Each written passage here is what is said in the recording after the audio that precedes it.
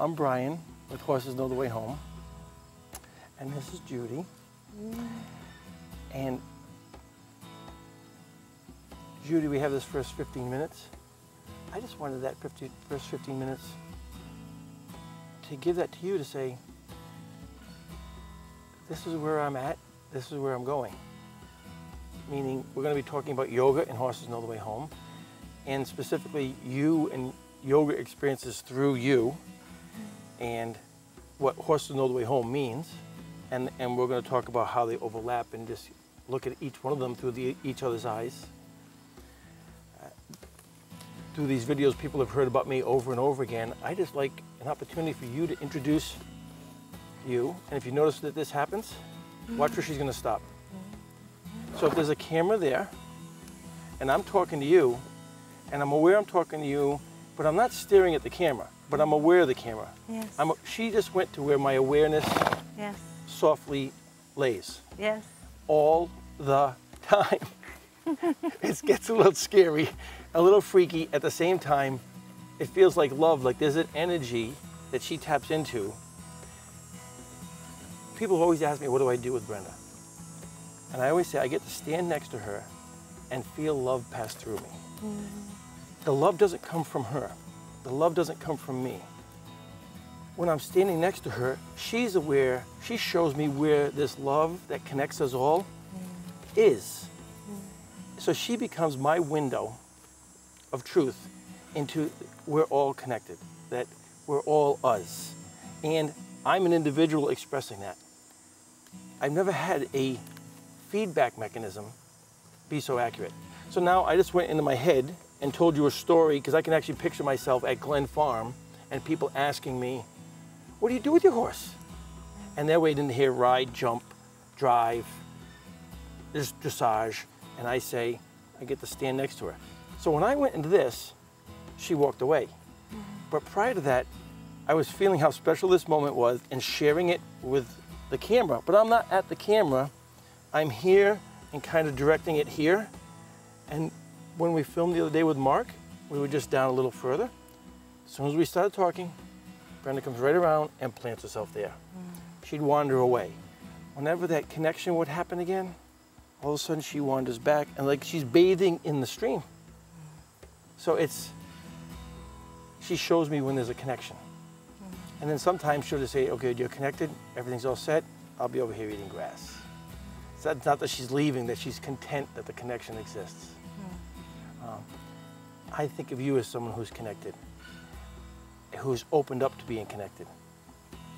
We talked, so I'm going to stop right there. And I want you just to share, like I said, where you're at and where you're going. Oh, I think Brenda is, she arises from a universal law. And everything you're speaking about in connection is a universal law. And it exists apart from us and is also in us. So we are not the origin of it, as you say. We're just the vessels. And I think of the body and the human body as the matter through which spirit flows. And it's either flowing or it's not.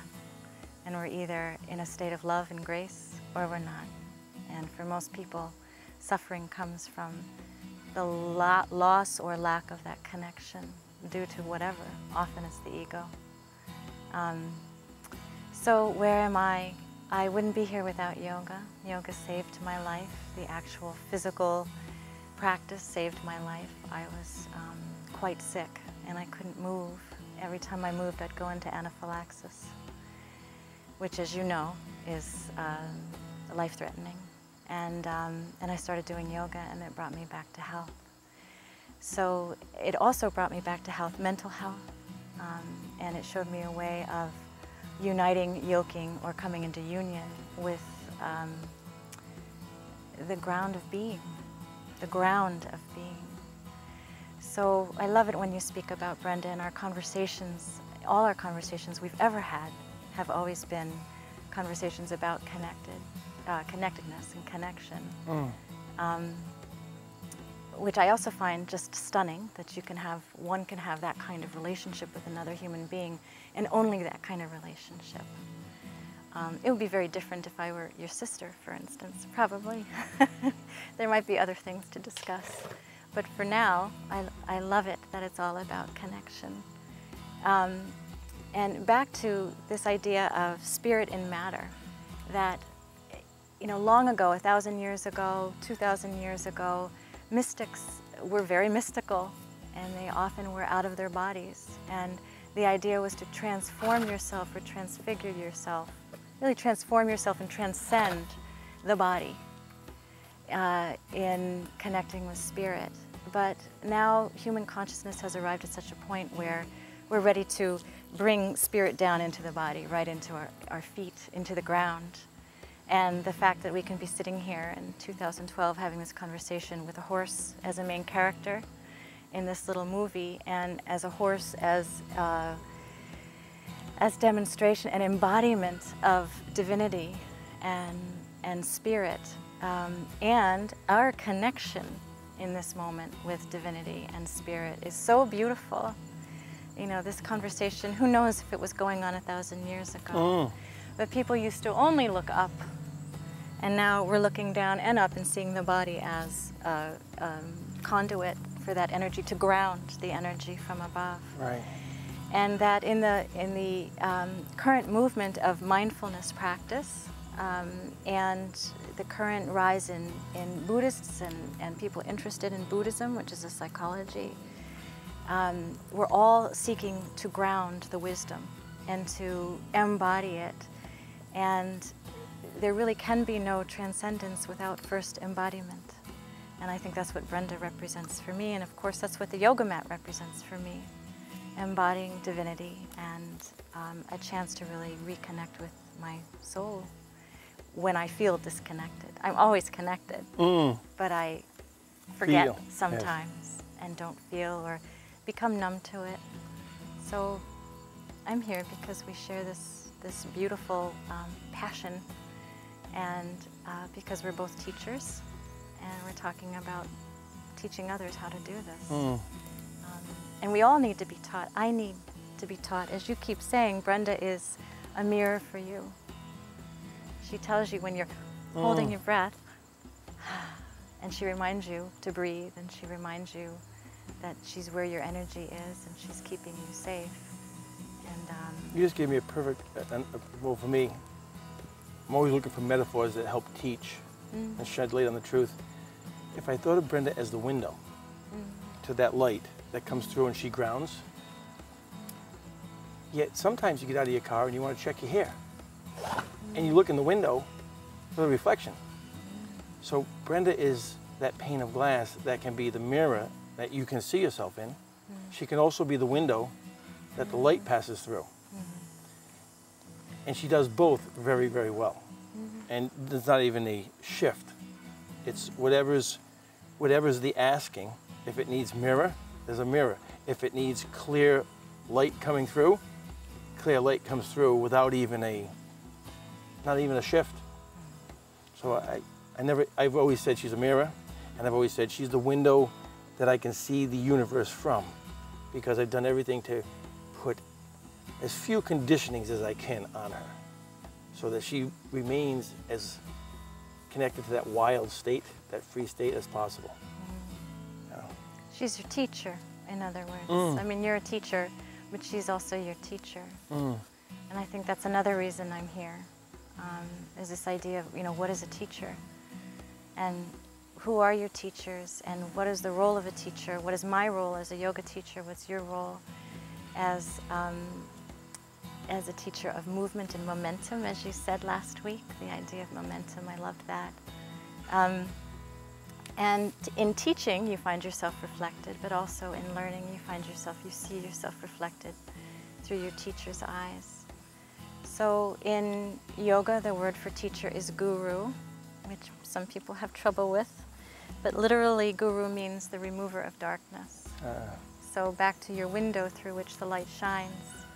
And a teacher is anyone who shows you some light, and most important, the light within yourself. You know, my teacher is Dharma Mitra. He's my guru, and my world revolves around him. And if I didn't have him as a teacher, at least to start, I would now be flinging about the universe, unmoored, without any gravitational pull. And he is the source around which I spin and rotate. And I can twist and roll around him as my teacher, not physically, of course, although on the mat I twist and roll in front of him, and feel perfectly safe and contained and exploring things in a very safe and directed way. Guru also can be thought of as a very heavy object. I think of Brenda, a very heavy object that grounds others. See, she approves. So a heavy object around which others can gravitate and safely and hold a force field for others. So when you just did that, I'm always, so you just, Brenda's this, and you do this. And at that moment, you're feeling what Brenda is the essence of Brenda is to you. And as soon as you feel that, coincidence that or coincidence that she comes in. So she doesn't know the words, but when your energy was one that was totally about what she has to offer, she comes in, validates, and then just goes about her business. Which also speaks to the power of words. And I used to be a writing teacher at the college level, and I was also a fiction writer and an essay writer. And words have always held power for me. And they used to hold too much power over me when I was younger. And now I use them as a tool for teaching, a teaching tool, but I also realize that they are vibrational. And so certain vibrations carry certain feelings and resonances. Of course, certain words carry certain vibrations which resonate into all beings everywhere. The way the sun sheds light on all beings everywhere equally, unless you're standing under a tree.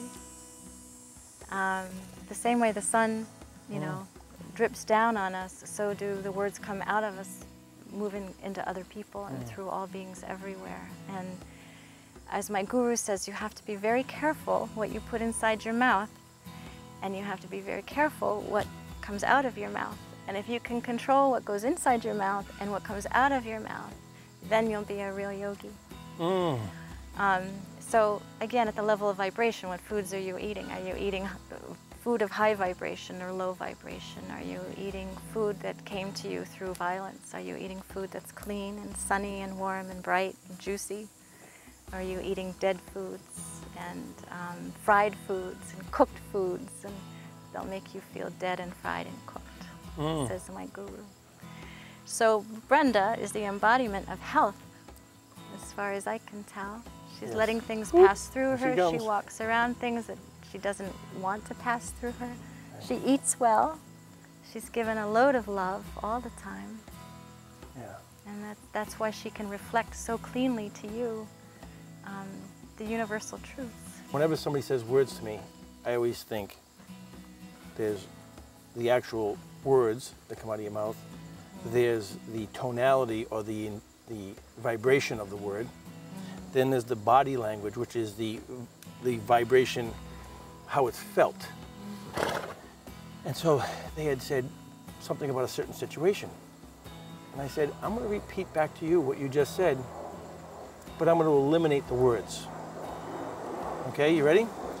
You're going to upset Brenda. And I said, forget about the words you were using. Could you feel the emotion that was in those words? I can't stand it. Just to hear you make those sounds hurts me here. And that's what I was, so if they could just change, so all I have to do, I don't make anything up. I offer back to them a true factual picture of something going on with their life that is more like this.